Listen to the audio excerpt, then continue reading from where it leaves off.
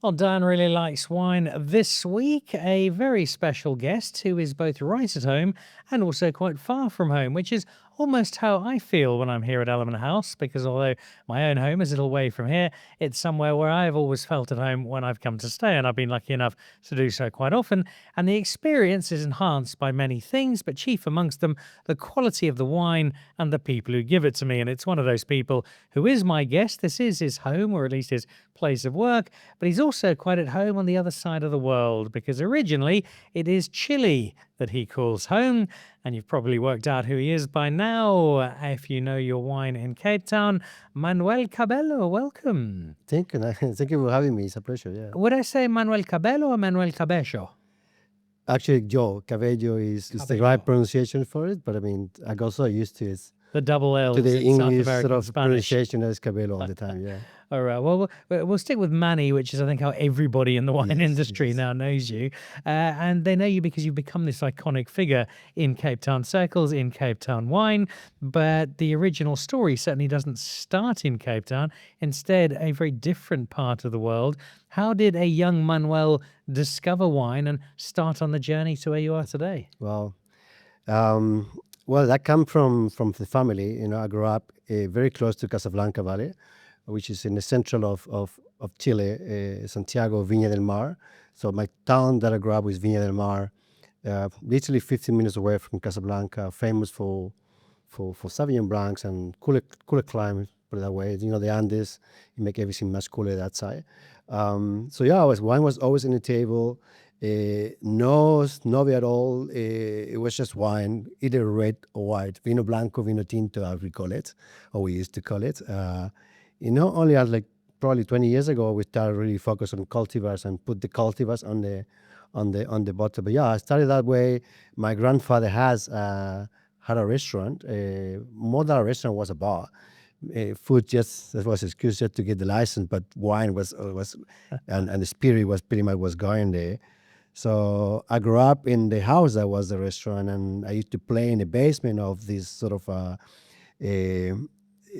restaurant machine cashiers, and I got very much into it. I wanted to be in a restaurant industry, but that's how I started in Chile, in a more sort of like a basic way of wine drinking, and then the rest just evolved when I went overseas and I got exposed to a much bigger sort of offering of wine. Yeah. My early encounters with Chilean wine were sadly the encounters that I think many have had, which is drinking wine in England, which would have emerged from one of the lower supermarket shelves and generally just not getting anywhere close to the very best of Chile, the stuff that's sitting at £1.50, £2 at the bottom end of the Tesco offering. Fair. And we have had similar challenges with South African wine over the years.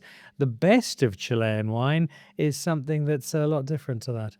Correct. No, I guess that like any country, is they do export quite a bit, and you find Chilean wines pretty much everywhere in different categories, and even I found myself wines overseas that I never heard of, coming from Chile. So yeah, it's true. I guess South Africa is pretty much the same. The best wines are very good. I mean, we got one of the Chilean wines got best wine in Wine Spectator #1 last year, Don Melchor, which is a Cabernet, quite famous from Maipo Valley. So when it comes to top wines, we make good stuff right there, like Almaviva or some partnership with Rothschilds. But also the landscape in Chile is changing quite a bit, moving more to the south, finding cooler climes and more volcanic soils. Very much similar journey of South Africa. The energy that is happening there is very similar to what is happening here, which is if we go back 10 years ago, with South Africa, it's changed quite a bit in the last decade. Yeah. So a last one on Chilean wine before the journey continues. If I were to head over, and I have done before, I've had one visit to Chile and I'm hoping to do more.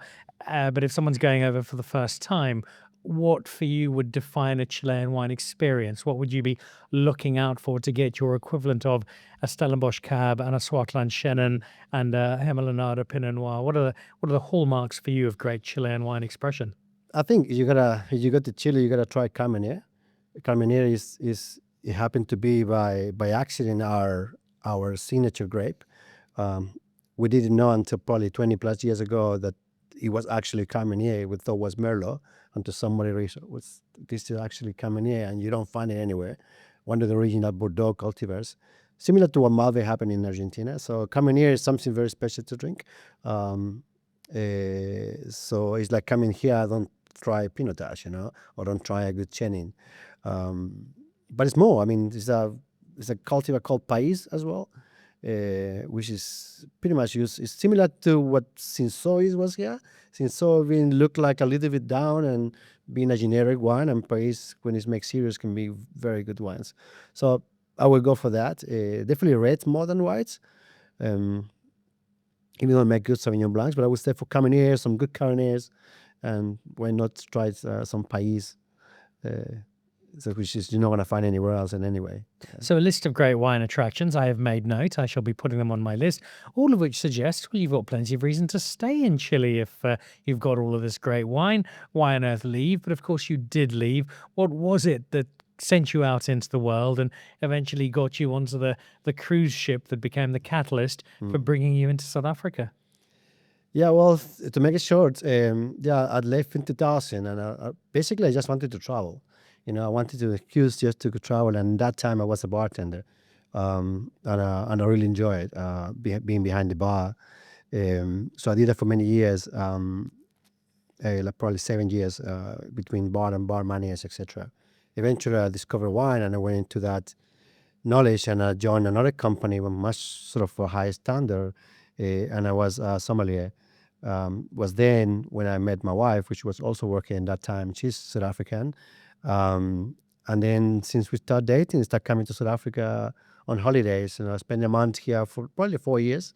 Month here every year. We do the same at home in Chile, and when we decided to settle, it was just a very easy decision to make. How did your first impressions of South Africa contrast with what you might have been expecting?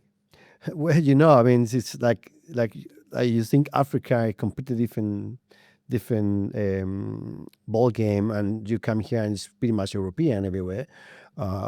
She used to take me to all the places that everyone was more beautiful than the other, with amazing sort of offering. I was like, okay, cool. Next time, I just want to go to the real South Africa. Don't take me to the fancy places. I was like, no, this is the real South Africa. This is the way it is. It can be. I mean, it can be so perfect. So it was very easy. It took me like 4 years just to come to Table Mountain because I wasn't interested. I wasn't to go from wine land to wine land, based in Wellington in that time and going all the places around. So yeah, I mean, when we decided to move, was just. But in that time, that you mentioned is, I realized the energy that the industry was going through, and probably that's what decided for me. It was a big decision for me to stay here because I thought, wow, coming from Europe in that time and tasting amazing wines, I see the potential that South Africa had, and it wasn't really explored. The world didn't know about it, especially Swansea, which is, you think about 10 years ago, was not much going on from there, and I thought that I wanted to be part of the explosion, if we call it that. Yeah. So you fell in love with a South African, and then you fell in love with South African wine, Correct. and the combination. Right. Well, I've fallen in love with South Africa.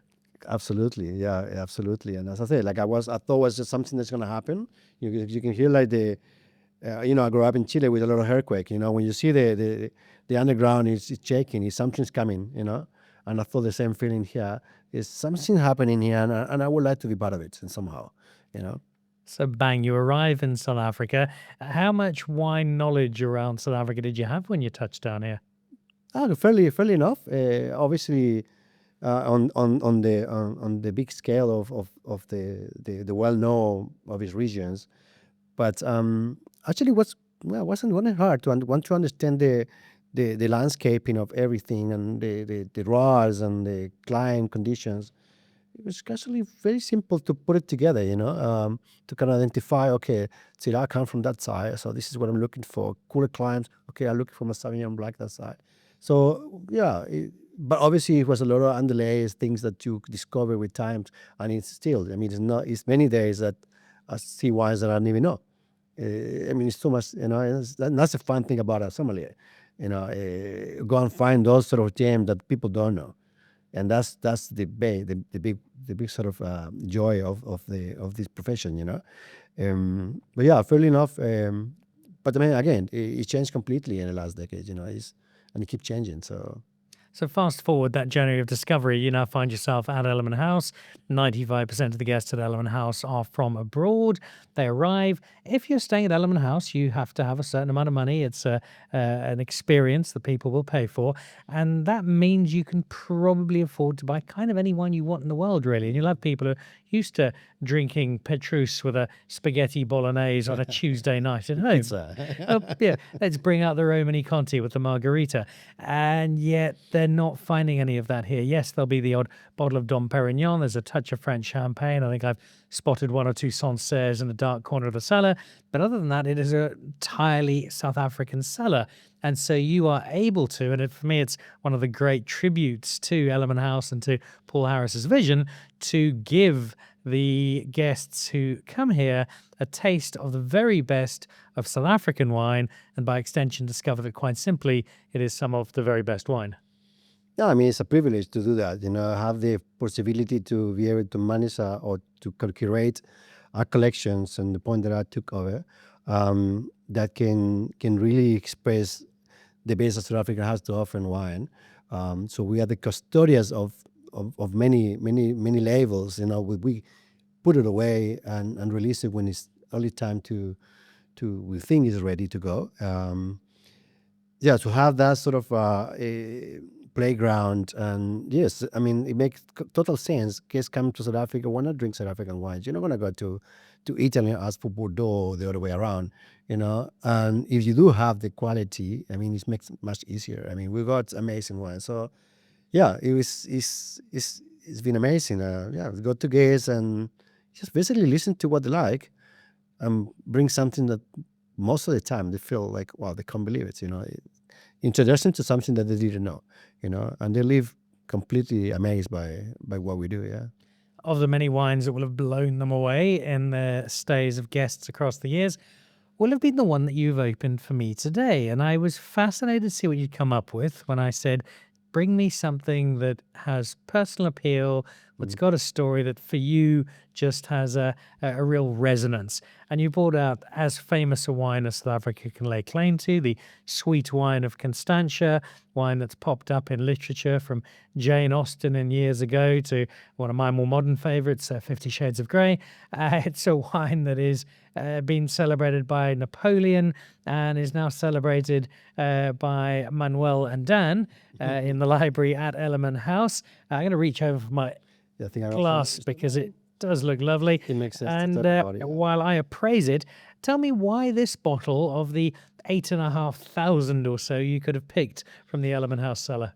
You know, it really mean a lot. Once, obviously, studying sommelier, you studying the regions of the world, in South Africa was just one part of it, not the biggest part of this. Of, you know, we focus on Bordeaux and Italian, but Constantia is a big region. This is where everything started in on wines in South Africa. So automatically moving to South Africa, the first thing you want to know, you want to visit is Constantia, right? Just to see where everything started, you know. And it's a wine which is not, as you mentioned, so all over the world is Vinny Constance. So moving to South Africa, I also knew that I wanted to live close to Constantia, because that's the first thing I knew. I knew Constantia before I knew my wife, you know. So I wanted to live close to it, which I do stay close to the valley. And this one in particular, get to know the people behind the brand nowadays. I landed here in 2012. I got married in 2012. The current winemaker, Matty Day's first vintage was 2012, which is changed pretty much the style of the wine. So basically, just to celebrate the sort of nexus between, you know, myself, I guess, and Vinny Constance. Yeah. You are a celebrated sommelier, as well as arguably Chile's greatest ever export. Many people won't be watching this, other than my mum probably. Hey mum, how are you? They'll be listening to this in the gym or in the car or while they're getting dinner ready. And so I'm going to press upon you for your skills as a sommelier. Bring this glass to life for the people who are listening. What, when you close your eyes and you feel this wash over your palate, what does this elicit? What magic does this Matthew Day creation create in you from Klein Constantia? Wow. First of all, I like to take away the word dessert wine because it's a wine. It's a terrible word. Yeah, We need to change that I because it know, makes it's a people think of perception. diabetes and sugar and Yeah, no, yeah, it also makes it so one-dimensional. yeah. There's so much I more think you to have to it. create just a podcast. You have to take that away, perception from people. Dessert wine is not such a thing. It is a wine. Yeah, it's a bit more sweet than the rest, but this one in particular has freshness. I don't care what wine, as long as freshness and has tension and elegance, I'm in. You know. So yeah, this one in particular, just to put away, it's not just to be drunk after dinner or after lunch. Yeah, I can drink in the afternoon. It has a lot of freshness, but at the same time, it has this beautiful honey texture that warm you. You know, you can feel it going down, but it's nice. It's pleasant. It's just slowly going down with amazing sort of stone fruits, apricots, Turkish delight. It's just everything that you can dream when you are too addicted to sugar and wine at the same time. Yeah, I can do. In terms of food, I mean, it can go with anything, to be quite frankly. The making of this always amazes me and inspires me because there is a considerable amount of sugar, but the acid in the wine that affects a balance that then allows you to, yes, pick up sweetness. But there are so many other levels and so much more subtlety to the Absolutely. wine than just one big blast of sugar. 100%. No, again, it's the freshness and the acidity and the carefully of picking those grapes and treat it. You know, I was there on Sunday actually. No, I'm lying. On Saturday, I was that's the it just every time I go there, it amazes me the attention to details that goes into and the passion about this beautiful expression. We have in the glass, and I'm very grateful to you for sharing this with me, one of the most extraordinary adverts for the greatness of South African wine. And I think we've made some important steps forward in getting other people to understand that South African wine, like Chilean wine, does not belong exclusively on the bottom shelf. There is a place for it, and there always will be, because there is wine for a certain budget and a certain palate, but there is wine that deserves to be very much on the top shelf. This is one of them. You encounter and interact with people every day from all over the world, people who have the capacity to buy cases of the great South African wine and take them back to wherever they are. What do we need to do more of to get more people to understand that the Van der Constance is just one of the great South African wine stories, and that there is so much more for people around the world to explore, to appreciate, and for the South African industry buy in vast numbers? Um, I think not just to Vino Gonzalez, in general for any wine from South Africa. Um, I mean, certainly we got guests that are very passionate. There's people that stay here share the same value of what we enjoy. Name it, art, wine, landscaping, hospitality. You know, that's our pillars. In terms of Vino Gonzalez yourself, I think people want you to taste it. You know, remember, we as a child, the first addiction that we had was always sugar. So if it's a wine that you always gonna like, it's a little bit of sweet wine. Is a reason for it. I mean, in fact, I always start my dinner sometimes with this instead of a bubbly. I think it's just open every sense. Imagine with a foie gras or some liver parfait. But I know, I think it's when people taste it, you know, and they see the value of what you get in. You know, you start thinking about Chateau d'Yquem or Rousseau or any of those big ones. You know, there's no brain. It's no brain. You know, our guests generally go to not just to Klein Constantia. They go to Waterford or to the big states, and they shop. They go back home. You know, full of wine because it's just the value of what we offer. You know, and I think we could charge actually much more for it. But Don't tell the locals. they leave it that way because I also want to be able to form my wines. As do I. Last question on this wine, which is drinking so delightfully. the pairing thereof. It's a key demand of the sommelier, what wine will bring out the best in my dish, and vice versa. My leaning with a wine like this, you've already mentioned some foie gras, some liver parfait. I always feel that the savory dish is the better option. I'll often do this with some cheese or something that's a little subtler, but also doesn't have sugar on both sides of the seesaw and gives a little bit of a counterpoint to this wine. Yeah, absolutely. I mean, it's also you gotta take in consideration the weight of the wine. So personally, I do like this with a bit of Malay flavors to it. If you have a bit of a bite to it, even to it chili, just to get out of the box. Pairings is not it's not a set stone that has to be the same all the time. Taking risk when it comes to pairing, I think it is a more reward when it actually work and you can't really know why it works. So, but you're right. I mean, the safe option is obviously a great cheese, maybe semi-dry, aged with a bit of a nuttiness to it. I mean, you can't go wrong with that. With bread, never with cracker, with bread. All right. I think we almost need to cut this off right now and go and find ourselves some cheese because you've got me very peckish. But I do want to find out from you as we've now got to a stage of having had our wine. We've looked back at the career where you've come to, where you've settled very happily. What about going forward? You've been doing this for a fair while now. Is there still the spark of excitement as you open a new bottle of wine, the genuine delight in finding a new vintage or finding a wine you'd never heard of? Does that curiosity ever die? Yeah, interesting actually. When I started Ellerman House in that time as a sommelier full, I said I'm gonna do this for 5 years at Ellerman House, right? And this property can take you, and you get more involved and connected with it. The projects that come along. And yes, I wear many hats, and I love to empower other people to do well and to take the next journey. Like I say, for me, Asian wines on one house has been always with the idea to somebody else is going to open it in 10 years' time. I didn't vote for me to open it the next day. Always buy with the idea that somebody else is going to open it in 10 years' time. So the decision that I'm making today, very good in a decade from now. And that was its time. Somebody else needs to open the wine and create that same sort of idea and do it for the next person in another decade. So you here you will meet some of the team, Joe, Solani, etc. Guys that are doing a great job.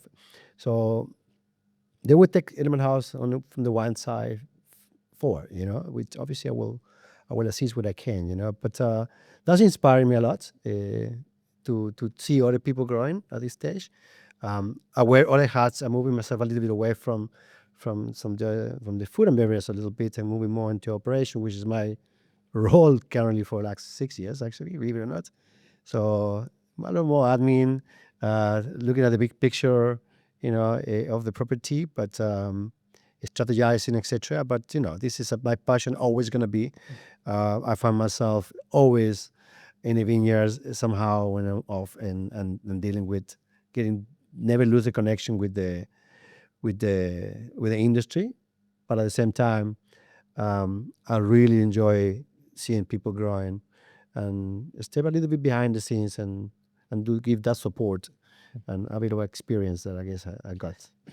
Food and wine will always be at your heart, though. I know this well, and everyone who knows you will know this. And so I will leave you on a related question with your passion for wine in particular. The cellar at Ellerman House is extraordinary. It now sits alongside Curate, the new restaurant that is up and running to grand acclaim. It is, I think, 8,500 odd bottles. It's a terrific selection. If there were just one that you could take from that selection and run off with, you've given us some Van de Constance, which is beautiful, but I know there's so much else there, and you had to pick a wine from out of there and say, right, all the others are gone. This is the one that's just for me. What would that be?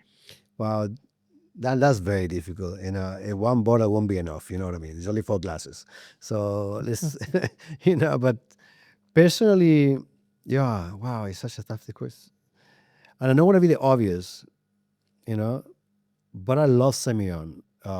It's a grape that actually has so much to give. Is generally not um, either fashion enough. People tend to go to other grapes for. So a good Semillon around 2000, well aged, that you can really sit down and really enjoy, sip it. I think that would be my option, and it would be completely out of the box, uh, because you would probably go for the brands, etc. So I love that choice, both because Semillon is a grape that slowly but surely more people are starting to discover the charm of here in South Africa. And you've gone with something that's aged with white wine. We still have a lot of people to convince in South correct. Africa that that's something we need to do. So I love that answer, but it also shows just why you're held in such regard in terms of the wine brain, and why we are very grateful to Chile for exporting you to us to add to our wine community. So, Manny, thank you, not just for joining me on the show, but for Thank you, Dan. many wonderful glasses over the years. And I have no doubt many more to come. For sure, for sure. This is your house, and yeah, absolutely. Always a pleasure to have you here and enjoy a good conversation. We go, Senor Manuel Cabello, who's just Manny if you're in South African wine circles. Technically, he runs operations at Ellerman House, but he's a sommelier at heart. He's got an extraordinary palate. He's got a wonderful love of South African wine. And he's been a great champion of so many for so many years, and I suspect for many more to come. My guest this week on Dan Really Likes Wine, the Chilean king of all things in a great glass, Manny Cabello.